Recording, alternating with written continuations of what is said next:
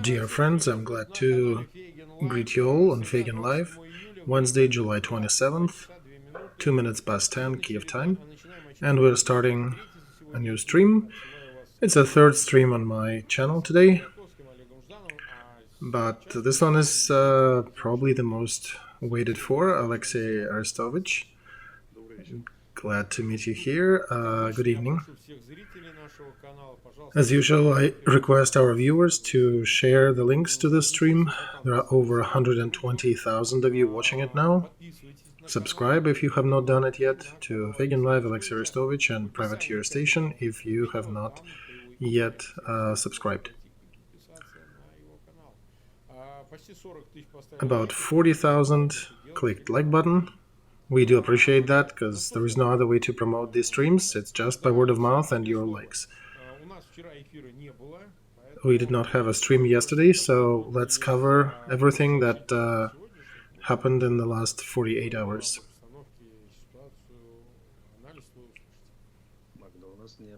Mark, we don't have a situation. We have fundamental strategic changes. Left that thing for a day, and yeah, you shouldn't, right?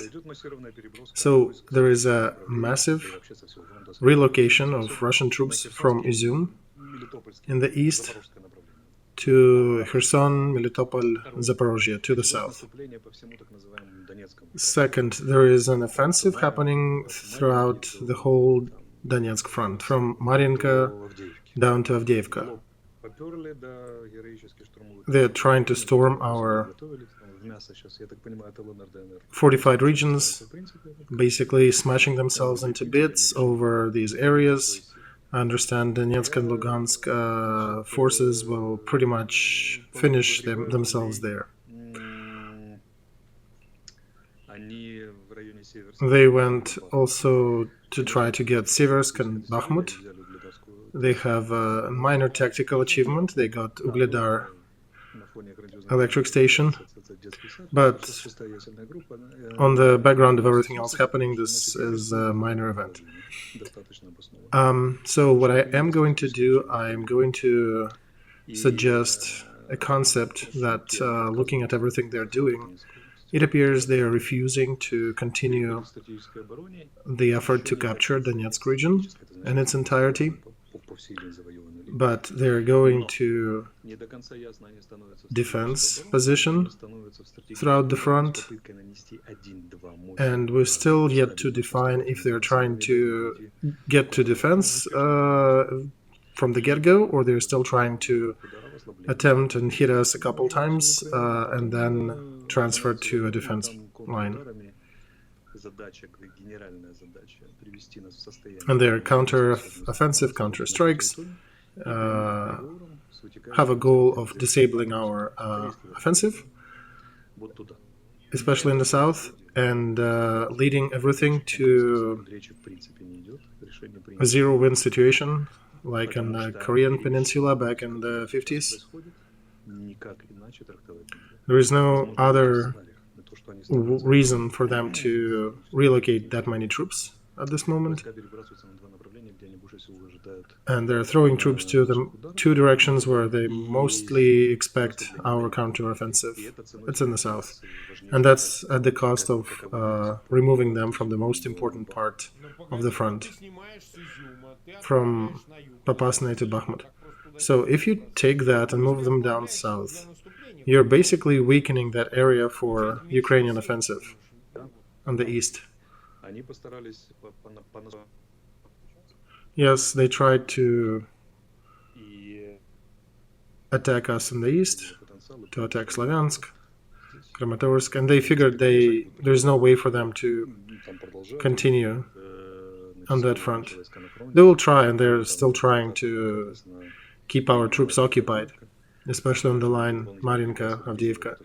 So we would be throwing reserves, which could have gone to Bakhmut or other areas. So they're doing kind of a boxer's move, using one hand to protect themselves and another to hit. But this is a complex maneuver. This one, at best, in the warfare, 2 steps succeed. 4 steps usually fail. That's too complex for events of that scale. And they've done everything wrong. And all these steps are not smart from the military point of view. And do you know why they did it? I suspect. Because the political leadership told them to do so. And we're looking at a very interesting August. I think there is no concern about that already. Some people blame us that you and Feygin are telling secrets to the Russian opponents. I want to say we're not spilling any secrets here. They already made their strategic mistake here. We're just making a conclusion of that. And their first strategic mistake was to start the war, and now this is the second one. This is a major stupidity that they cannot do anything with, even listening upon listening to our cast many times. This is the logic of Putin's regime. They came to decision. We've always been guessing what is going to happen. Now we can definitely tell they're trying to follow with the Korean version, with basically splitting the country north and south, and trying to... the major goal in this case for them is to disable our counteroffensive. So to force us to waste our reserve before the offensive, and then they go back to defense, and they're starting to do some either dynamic defense or dig in, and we basically exchange sides, and then they aim to try to push us to the peace accord. In Russian public forums, it seems like it's a big catastrophe happening. All of a sudden, it appears that they're allowed to write everything that they think. So the major scream there is that Ukraine is winning, we need to stand and hold the ground. We are looking at the most difficult situation we've ever seen. Kalashnikov and some other writers, they're posting huge lists of drawbacks, that we cannot fight like that. We need Stalin and somebody on the front, otherwise they lead us to the trap, and it's horrible.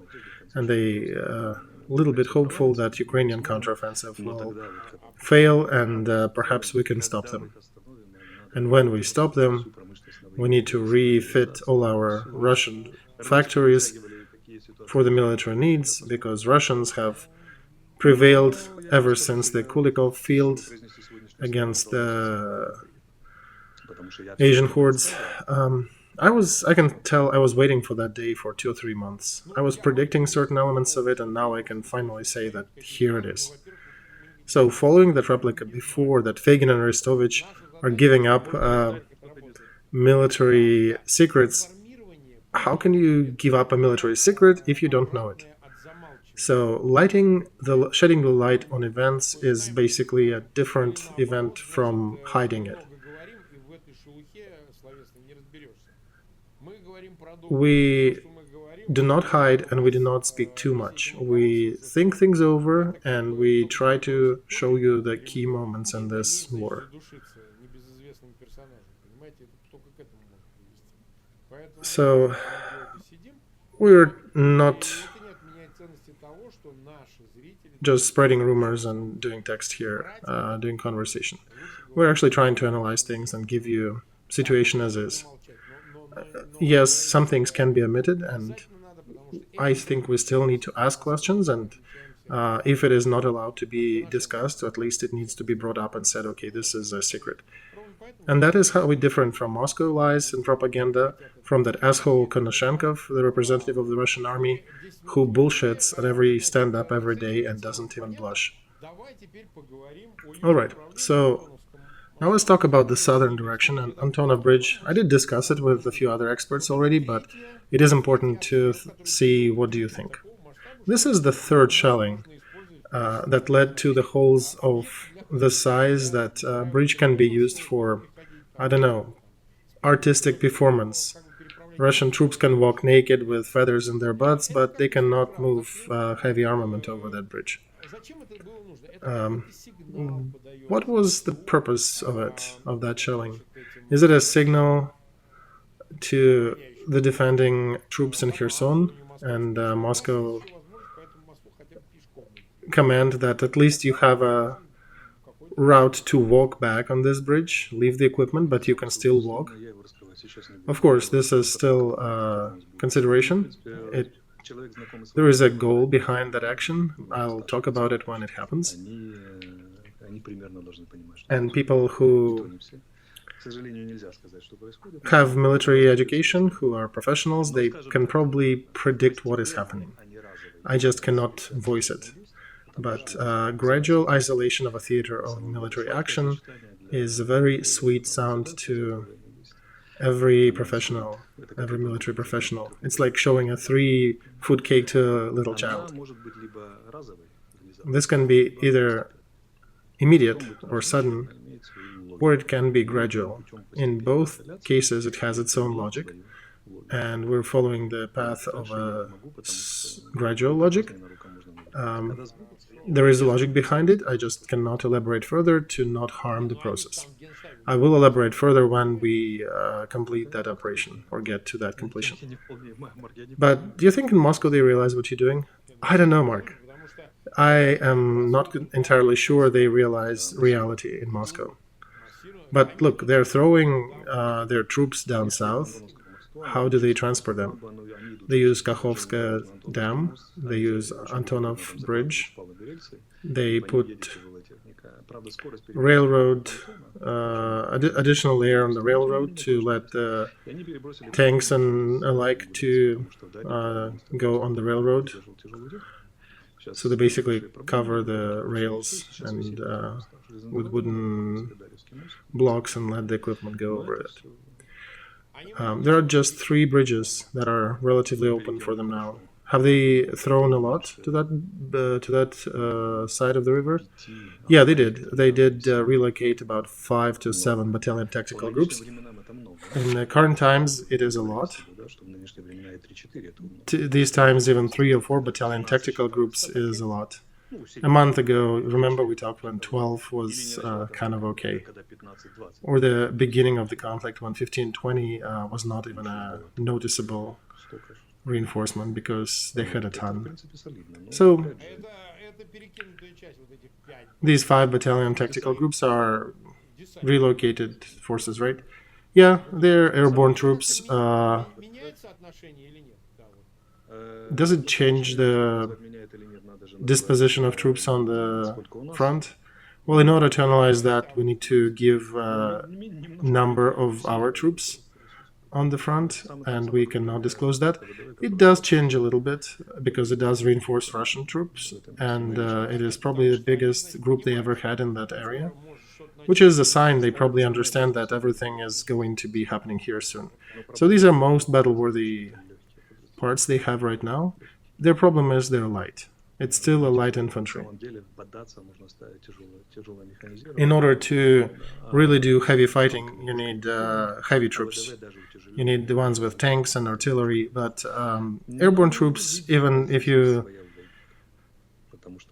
fortify them and add them some more equipment, they're still light.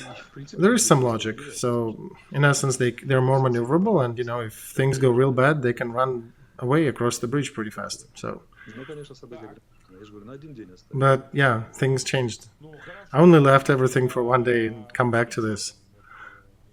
So, all right, well, keeping Antonov Bridge in mind and all that shelling, we're trying to understand what is the role and how was the situation changed in the south by the presence of HIMARS and targeting the supply lines. And you guys will probably get more equipment down there. What's their motivation to defend it? Are they just going to die under shells, or a motivation? An order of their political leadership. That's their motivation. So how long do you think that can continue? Because there's less and less and less force that they have. What's the feature of our first victory? It will be difficult for us. But when we achieve it, and we will achieve it, the resulting effect in Russian troops will be, or we expect it to be, really impressive. Because all that support they have right now is based on, look, we're still somewhat advancing, we're still achieving something slowly, we're dying, but we're taking, a meter or two. The moment they get kicked out, the moment they lose a battle, Ukrainian troops take back a few towns. There goes a question, why did we lose hundreds of thousands of people here?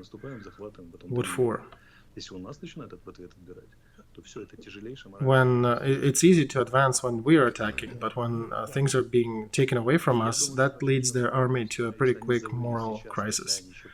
So even right now, they're screaming in the media. I'll send you links to that. You can only imagine what will happen when they will actually suffer a real defeat. Remember what happened when we liberated the Snake Island? And this is just a little tiny speck of land in the sea. And I remember when you sunk the Moscow cruiser. That was a good one. And now imagine Ukraine takes Kherson, the only regional center they succeeded in capturing. What next? What for did you lose 80,000 people on that side? For 3 smaller towns? What's the next perspective? And then you need to understand they actually moved some of the battle-worthy troops down there. So when we grind through them and bury them, how will the rest of them feel? That are not that well equipped or well prepared. Remember that cartoon? Take the best of the best. The best of the best are licking their wounds.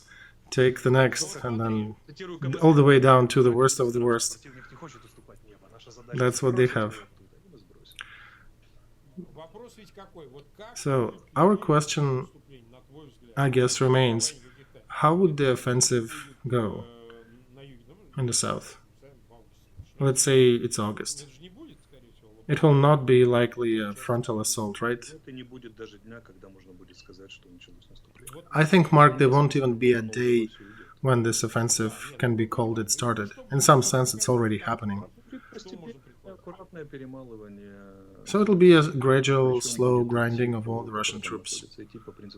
And we'll go top-down, operative level, down to tactical. What's the main leader in this engagement on the Ukrainian side? It will be far-reaching heavy artillery, long-range heavy artillery. So 155 caliber artillery, HIMARS. So you will not be losing your infantry en masse. That's not our style, Mark. We don't do it like that. At first, we make sure we grind them down, that they don't have anything to shoot with, anything to hide behind, and they don't have any functioning command. And after that, we come in and clean it up. Of course, we'll do some motion on the ground to make sure they move, they get scared, and they react to that. So this is not entirely NATO's style of war, which would probably use long range at first, clean the area, and then come in. So yeah, NATO would normally just clean everything with a long range from afar, and then infantry comes and kicks whatever is still moving. But that doesn't preclude special raids that need to bring some shock and awe, break the communication lines. I think we'll still have that too, in smaller scale, but the main aspect will be in gradual destruction. So our goal is to basically leave Russian troops that have no ammo, no will to fight, no command, and are basically disoriented to face our infantry. And that's important because not many people understand how it will go. Some people still think there'll be an hour X when tanks and artillery and infantry will start rushing Russian positions. That would we don't do that. That would mean we'll waste too much effort and too much resources on the enemy's fortifications. We don't fight like that. All right, 350,000 watching us. Over 100,000 likes already. Don't be shy. Please send links to your friends and tell them about the stream and subscribe. And don't forget to click the like button. And yeah, click that bell so you get updates about our further releases. Privateer Station does it in English. Okay, more painful topic. their discussion of the grain agreement continues, and many observers note that the role of Abramovich was questionable. Why did Ukraine even ask him to participate in that, or allowed him to? That people don't like Abramovich in Ukraine. They consider Abramovich to be Putin's trusted person, and his role is somewhat defined as there is some communication line happening through him. Anything you can elaborate on this subject and answer to our viewers from chat? Mark, our viewers from chat do not make decisions that affect the country and the destiny of people. They express upset or happiness, but behind these decisions that we have to take, there's a lot of lives and a lot of bigger perspective. In every negotiations, mediators, assistant faces are important. If in this case it's Abramovich, why not? It can be him, we don't mind. Do you think it is a positive role? If it wasn't positive, he would not be kept as a negotiator. He is not the first negotiator on the Russian side. Remember, at first there was Israel, and we'll talk about Israel more. Israel didn't work out. So it means the president and his team on the Russian side figured the perspectives and changed the intermediary. Abramovich is still there, so he's probably solving some tasks. If he is solving them, good, keep him there. If you can give us somebody else, let's see if we can take somebody else. And we tried different ones, serious names, serious organizations. And Abramovich apparently is solving his task, his part. He is not doing everything. We would not need him, or we would not need to invite Turkey. But I need to say that I think he's valued positively because he's still there. He's still allowed to be part of it. He's still playing that intermediary role. Well, we understand that he's motivated and is hopeful for Ukraine's help to get rid of sanctions.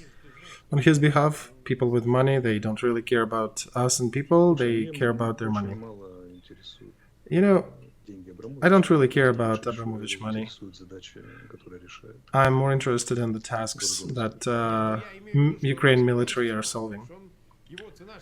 I think there is a price to that. I think he's not there because of altruistic aspirations. Of course, yeah.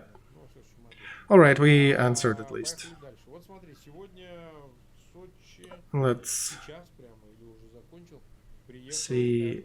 Sochi was visited today by Erdogan, Russian city on the Black Sea.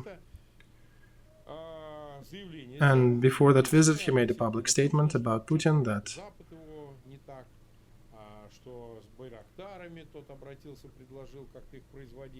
the West is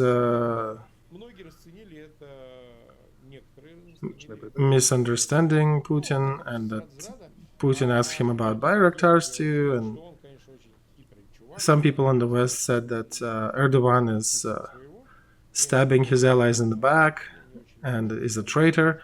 But I personally think he's a cunning man and he's playing his game. I don't think he'll allow Russia to have access to Bayraktar technology because he is NATO, first of all, and he cannot do things like that militarily with the foe. Despite all the disagreements with different actors, I don't think will go for that because I cannot imagine Bayraktars on both sides of the front. But he's playing some game. I think it's simple with him. Turkey is protecting their national interests. According to some data that still need checking, they got preferential treatment for grain trade. This is a big deal in essence. This is where the zone of interest lies, and if they are being the distribution center for grains and bread for Middle East, that's a strong position. And Turkey is always very strong and effective in their negotiations, so that's how they do it. I don't believe in them transferring Bayraktar technology to Russia because they're part of NATO. But I would not be surprised even if something like that happened, because basically they're switching to the development of the next stage of UAV that is at least 2 heads above Bayraktar, so they possibly could have given that old obsolete tech to Russia, but even that I don't think is likely to happen, because at the times of hot war, a NATO member would not be doing steps like that, I don't think. But he will be promoting his interests, of course. Russian nuclear is building, for example, a nuclear station in Turkey, so they have some trade relations with Russia. And Turkey is a specific country. They support a war against Russia, and then on the other hand, they're also working with Russia. But Erdogan as the ally of Russia, it's kind of funny. He's ally to himself and to Turkey. All right. We'll see how that continues. He made some specific steps. He went to Tehran, and then he went to Sochi. That is sort of a continuation of that same vector.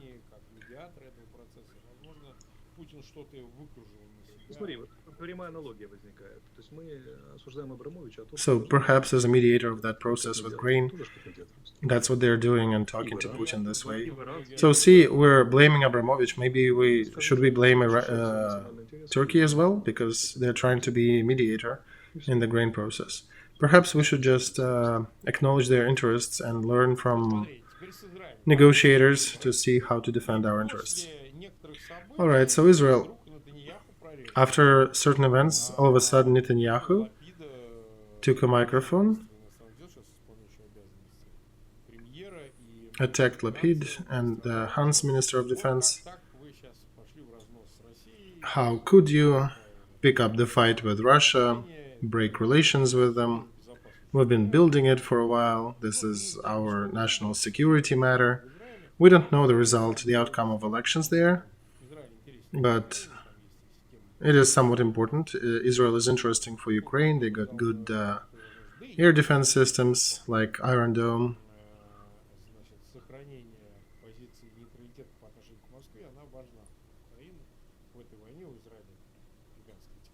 And also Israel's position of neutrality towards Moscow during this war is important for Ukraine.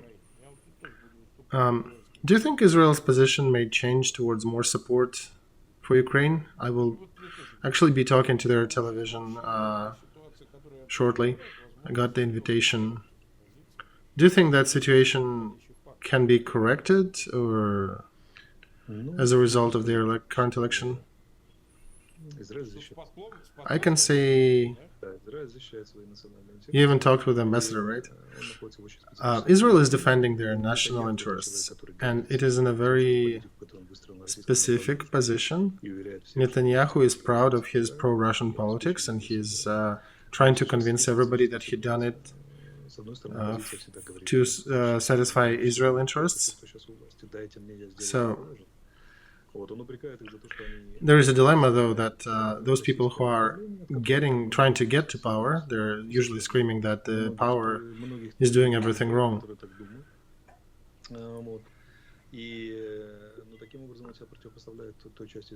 So, in essence, Netanyahu, with his statements like that, is positioning himself against or in opposition to the group of citizens who are actively voting in these elections and who are more supportive of Ukraine. So, Israel neutrality is important for them, but I think Bibi, with his agenda, let's recreate, reestablish good relations with Moscow, he's missing the target. And even Erdogan, with his statement that world leaders are wrong in the way they treat Moscow. We need to give them save face or something. Even though Macron doesn't say anything like that already. So all these movements, I think, mean that there is a significant motion or game happening in the Middle East. We'll see what happens there. But there is some reformation of Middle East happening, where Israel and Turkey are actively involved. One should note that these statements started after Biden visited Middle East. He probably brought a new idea for the architecture, and the sides are reacting to it. They're trying to rearrange their contracts, agreements, dynamics. Netanyahu is probably reacting to Biden's attempt to make their relations better with Saudi Arabia and other countries of Arab Peninsula. But they do have those relations. Yeah, they do. They actually have economic relations. So he knows the economic relations reality and inner agenda, and he's trying to play on some symbolic things for Israel. And basically saying that this line 2 degrees to the right from the current one is more proper than your opponents. So one of the agendas, I understand, there could be an anti-air system on the border or somewhere within these countries to provide shield from Russian side in case it's needed. Erdogan is a bit to the side. He plays his own game. But I think lifted eyebrow from his allies in NATO are at least warranted after these statements. So we'll see what else comes. And now about our favorite question, weapons. German government said they approved transfer of 100 howitzers to Ukraine. That's on the background of other messages that German government expects air defense systems Arestovych to be supplied to Ukraine by the end of this year. Christian Hoffman said that today. So as we understand, some of the previously promised systems are already arriving to Ukraine from Germany, right?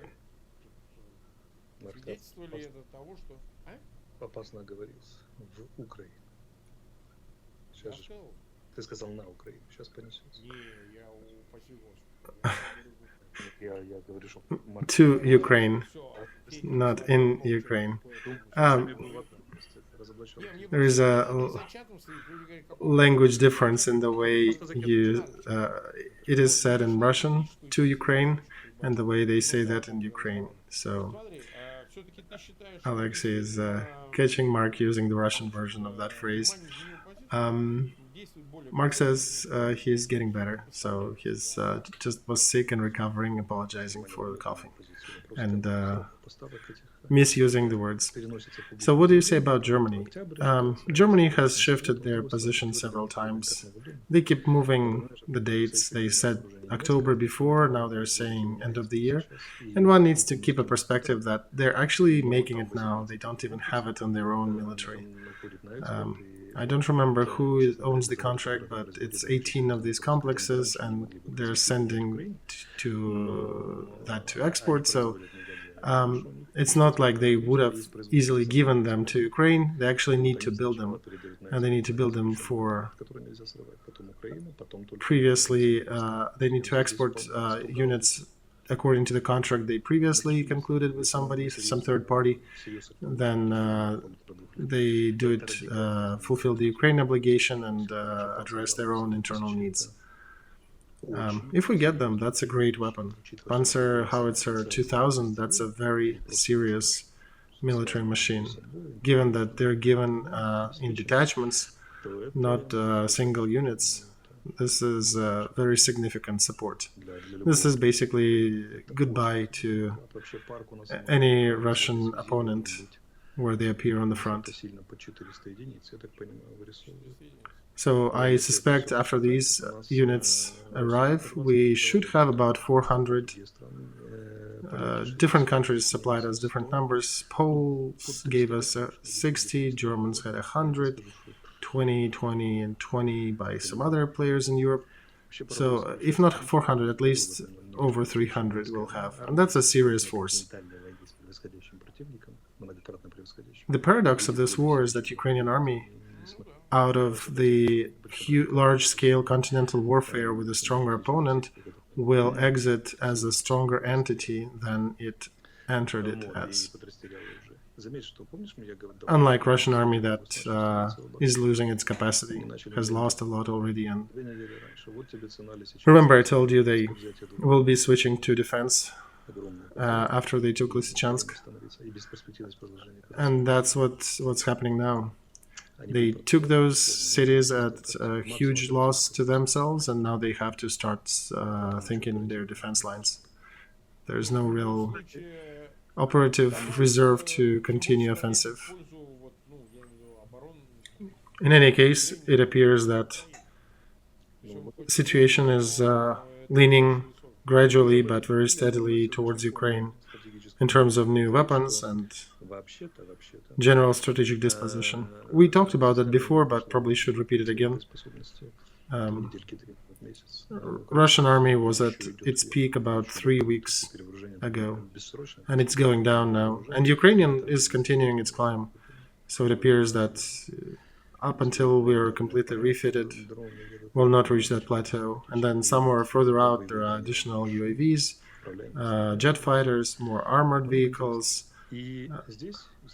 guided missiles. So a lot of interesting goodies. And we're basically slowly changing places with Russian army. It is happening very slow, like in every big continental war. And also, given the fact that the West was caught unexpectedly and they were not ready with support options.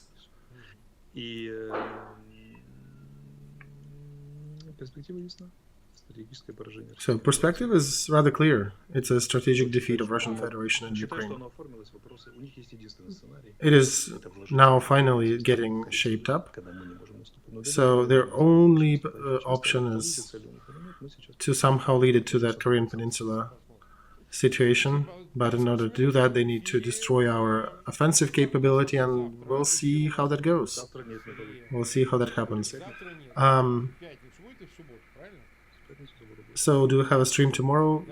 Tomorrow, no, we don't. We have it Friday and Saturday. Then, all right, tomorrow I'll have other streams. Big ask to those 390,000 watching us. Please post links to that. Share it with your friends. There's a little bit of information at the end about our merch project. That's where you can go and check design, and there'll be new ones soon.